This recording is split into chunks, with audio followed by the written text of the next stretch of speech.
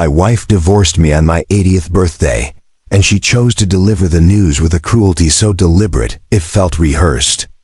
The party was in full swing, relatives talking, soft music playing, candles glowing on the cake my daughter had bought for me, and yet all of it suddenly felt distant the moment she leaned toward me. She placed an envelope into my hand with a gentle, almost affectionate motion, the kind of gesture a loving wife might make when giving her husband a surprise. But her eyes told the truth first. They were cold, focused, too calm for the moment. Then, with a light smile that almost looked elegant, she whispered, "Your birthday gift," before pulling back and standing tall. As if she had just completed a performance she'd practiced 100 times. I sat there frozen, my hand still curled around the envelope. The room didn't go silent right away. It was more like sound slowly drained out of it. Conversation softened. Laughter faded. People began to sense something was wrong, even before they knew what it was. A few guests looked directly at us, their eyes widening when they saw my face. My grandson stopped mid-sentence, staring with confusion. Someone in the back whispered, "Is that a divorce paper?" And then the whole room shifted, as if they were watching a man age 10 years in 10 seconds. I forced myself to open the envelope. The crisp crackle of paper seemed painfully loud in the quieting room. Inside was a set of freshly printed divorce documents, her signature already neatly in place, mine still expected. Seeing her signature, bold and unwavering, hit me harder than any shouted argument ever could have. It wasn't sudden. It wasn't emotional. It was planned, prepared, and executed with the precision of someone who had stopped loving me long before this night. My wife stepped back, smoothing her dress as she glanced around the room with a prideful satisfaction. She didn't look ashamed. She didn't look conflicted. She looked like a woman who had just checked off an item on her to-do list. A few women approached her, touching her arm gently, murmuring their rehearsed condolences while hiding their excitement for the drama. I watched her laugh with them, laugh while I sat with a divorce paper on my 80th birthday, like some pitiful old man who couldn't read the signs. The decorations around me suddenly felt mocking. The Happy 80th banner drooped above my head like a joke at my expense. The candles flickered unevenly, casting a warm light that contrasted brutally with the coldness settling in my chest. The cake smelled sweet, but all I could taste was bitterness rising in the back of my throat. My hands shook slightly, not from age, but from something deeper. A betrayal too sharp, too calculated, too humiliating to pretend it didn't matter. I looked around the room and saw faces trying to disguise pity behind polite smiles. Some guests avoided eye contact altogether, choosing instead to busy themselves with plates and drinks. Others watched me openly, waiting to see if I would break. My daughter stood near the wall, eyes watering, her hands trembling as she clutched her husband's arm. She didn't rush to me. She knew I needed a moment. And in that moment, the silence inside me grew heavier. The woman I once believed would grow old beside me had chosen the coolest possible stage for her departure. Not quietly at home, not in a private conversation, but in front of everyone I loved, in the middle of a celebration meant to honor my life. A celebration she turned into an execution. When she finally looked my way, it wasn't with sadness or regret, it was with triumph. As if she believed that at this age, I had no strength left. No fight left. No pride left. And perhaps that's why something inside me didn't shatter. It hardened. I picked up my phone not with panic, not with desperation, but with a slow, deliberate steadiness she clearly didn't expect from an old man. I scrolled to one name. A person I rarely called, not unless something serious demanded it. As the phone rang, my wife's eyes narrowed slightly, as if she sensed something shifting but couldn't name it yet. When the call connected, I spoke just 5 quiet words. My voice didn't tremble. My heart didn't waver. "I need the plan," I said. The answer came immediately. Understood. I ended the call, placed the phone gently on the table, and finally looked up at my wife. She continued smiling, but this time, there was a glimmer of unease behind it, just a flicker. But enough for me to see. She thought she ended something tonight. She didn't know. I had just begun something, and the scream she would let out later that night. She would never forget it. After that phone call, the rest of the evening dragged on like a slow-motion nightmare. Guests began leaving in small, uncomfortable clusters, each one offering stiff half-hugs or mumbled apologies they didn't really mean. Nobody wanted to stay in a room where humiliation was still hanging in the air like smoke. Not one person confronted my wife about the cruelty of her timing, not even her closest friends. People prefer comfort over courage, and it's easier to pretend not to see the pain of an old man than to challenge the woman who caused it. I stayed seated for a long while, pretending to examine the divorce papers, even though I had memorized every cruel detail. I wasn't looking at the paper. I was looking at the last 40 years of my life. I could feel the weight of them pressing into me, every sacrifice, every late night, every medical bill I paid off for her family, every vacation I funded, every time I put her comfort above my own. None of it mattered now.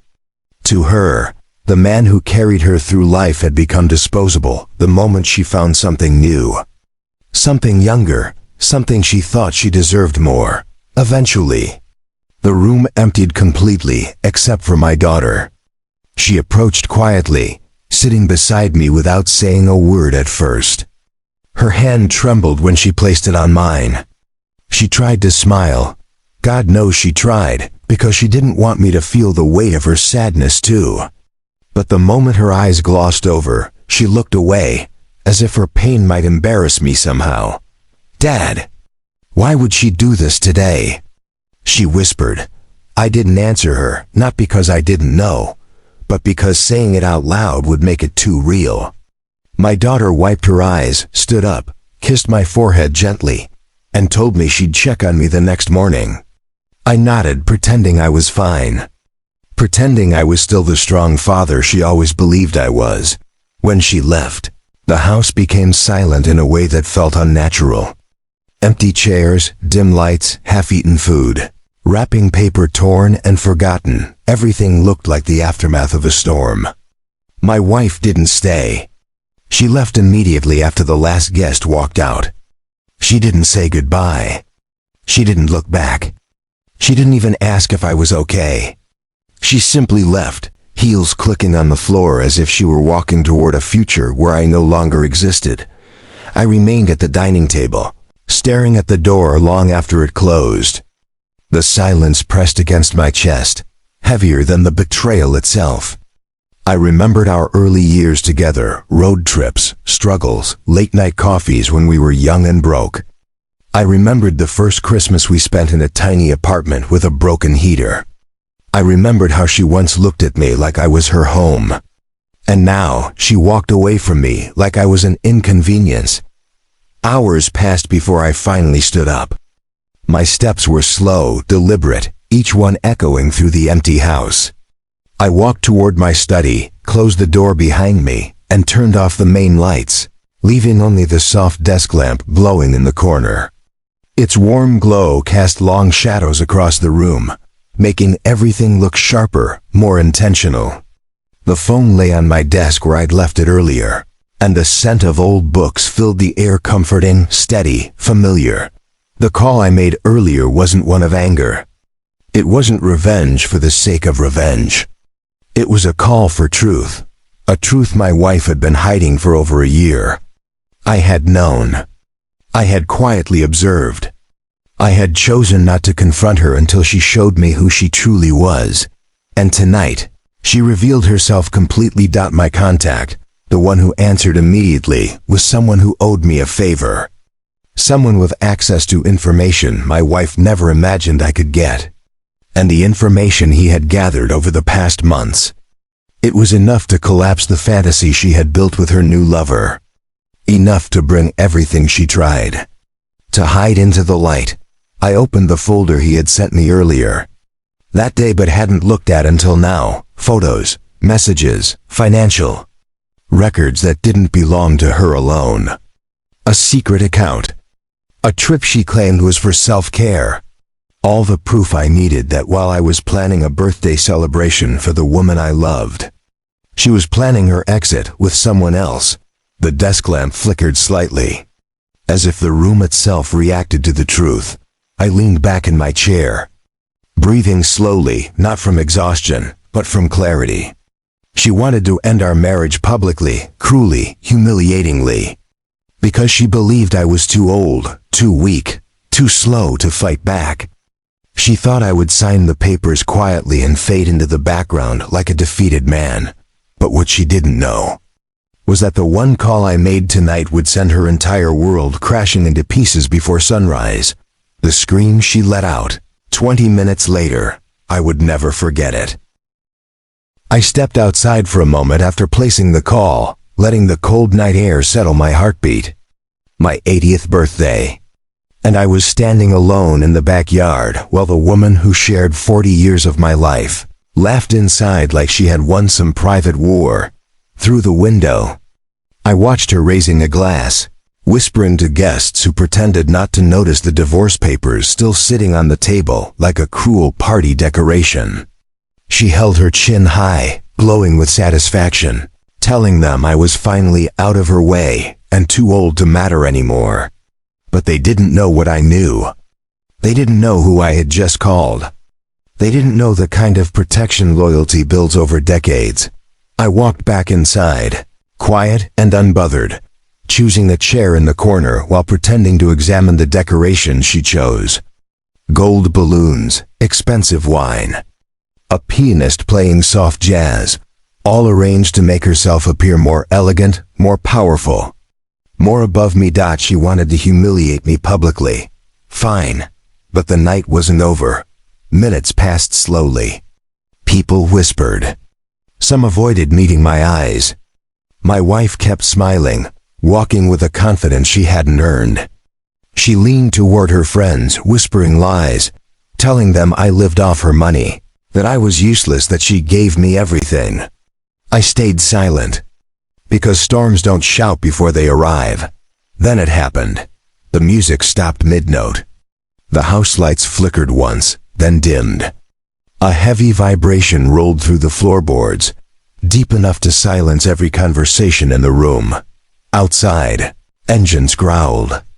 Not the casual rumble of neighbors' cars. Something heavier. Something official. 3 black sedans pulled up in an exact formation, headlights cutting through the living room glass. The doors opened in perfect synchronization. 6 men stepped out, suits crisp, expressions unreadable, movements disciplined. A hush fell over the party. You could hear glasses shaking in people's hands. My ex-wife froze where she stood, her fake smile hanging awkwardly as the men entered the house. They didn't look left or right. They didn't scan the room. They didn't hesitate. They walked straight toward me. And then, for the first time that night, the room saw something they never expected. All 6 men stopped at my table and bowed their heads in respect. Not to her. Not to anyone else. To me. A ripple of confusion spread across the guests. My ex-wife's face twisted, trying to decode what she was seeing. Then one of the men turned to her and handed over a sealed black envelope. Her hand trembled before she even touched it. She swallowed hard and opened it. Inside were documents, pages filled with numbers, transactions, names, accounts she thought no one knew about. Her private deals, her secret transfers, her financial betrayals, everything she hid for years. Exposed. She flipped page after page, breathing faster, her confidence leaking out of her with every line she read. Her fingers shook so violently, she dropped one of the sheets. Another slid to the floor. Her face went pale. Her knees softened.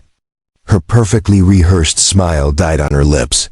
She looked up at me with terror, real, raw, uncontrollable. For the first time in our marriage, that's when she realized the one thing she never believed. The old man she tried to destroy was never powerless. He simply never needed to show his strength. Not until tonight. And as she stood there trembling, I didn't move, didn't speak, didn't gloat.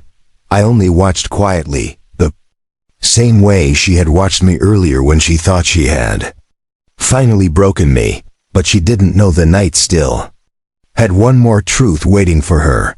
The room was frozen in silence, but inside her chest I could almost hear the panic clawing its way upward.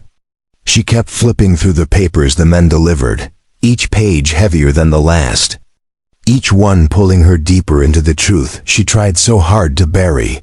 She looked around desperately, searching for someone to defend her, to protect her, to say, "This must be a mistake." But even her closest friends stepped back, refusing to be associated with the storm now unfolding.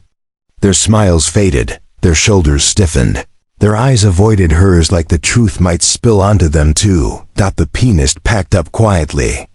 The caterer pretended to check his phone. A couple slipped toward the exit, whispering apologies they didn't mean. My ex-wife tried to speak, but the words tangled in her throat. This isn't real," she finally forced out, the tremble in her voice betraying everything. "Someone did this to me. Someone set me up." But she wasn't talking to the men in suits. She was talking to me. For the first time all night, she looked at me not with superiority, but with fear. A fear she had built with her own hands. A fear she had earned. She stepped toward me, slow and unstable, like the floor was made of broken glass. "What did you do?" she whispered. I didn't answer. I didn't need to. The man standing closest to me cleared his throat and addressed her, not cruelly, not loudly, but with the calm authority of someone who delivers truths, not threats. "Ma'am," he said, "these documents represent all the accounts you attempted to hide offshore. The ones tied to investments made under your former husband's name. We have evidence of misappropriation, intentional concealment, and misuse of marital assets." Her jaw slackened. Her eyes widened. Her entire posture collapsed inward. You were watching me?" She crooked. The man didn't flinch. "We were watching out for him." Her knees buckled, and she grabbed the edge of a chair to steady herself.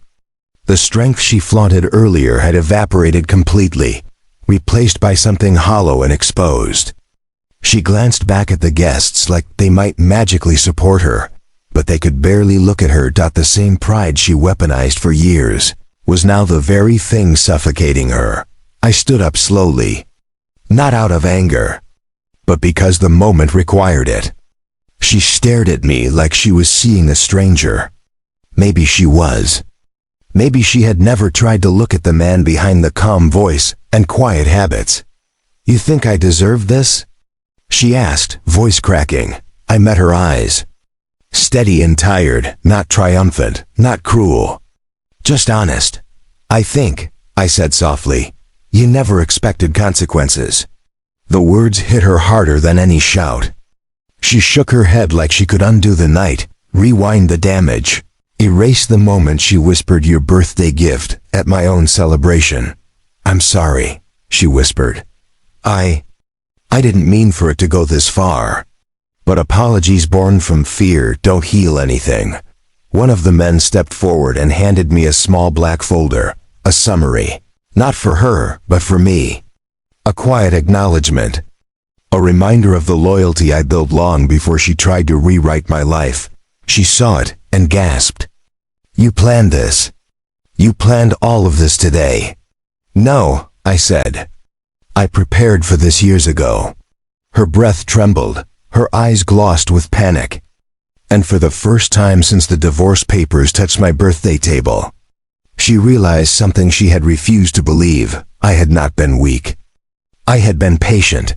Outside, more vehicles arrived, taking positions along the driveway, not to arrest her, but to escort her through the legal consequences she thought she would outrun forever. She clutched her elbows, shrinking in on herself as if trying to hide from the world closing in around her. "You can't do this," she whispered. "You can't just." Ruin me, I exhaled slowly. I'm not ruining you, I said. I'm finally letting the truth speak for itself. A sound escaped her, a strangled mixture of disbelief and dread, and she turned toward the door, only to find two officials waiting. Not harsh, not aggressive, but resolute. Her voice rose, panicked and shrill.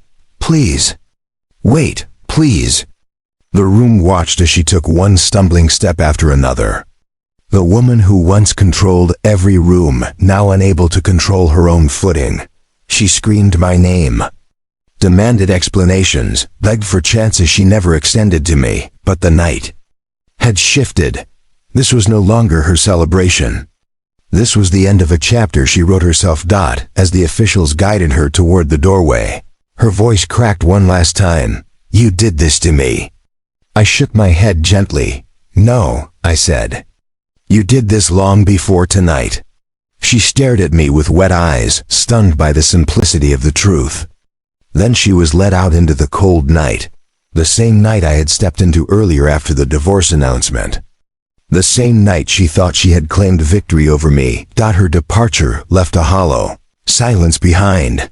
Guests lingered awkwardly, unsure whether to approach me or flee. A few offered quiet nods, not of pity, but of understanding, maybe even respect. The men in suits gave me a final nod before stepping out, leaving the house still and heavy with everything that had just unfolded. I looked around the room, at the decorations she chose, the wine she poured, the image she tried so hard to build, and I realized something. Some endings don't come with applause or triumph. Some endings come with clarity. I walked to the doorway, feeling the weight of 80 years settle into something steady, something peaceful, because tonight wasn't about revenge. It wasn't about power.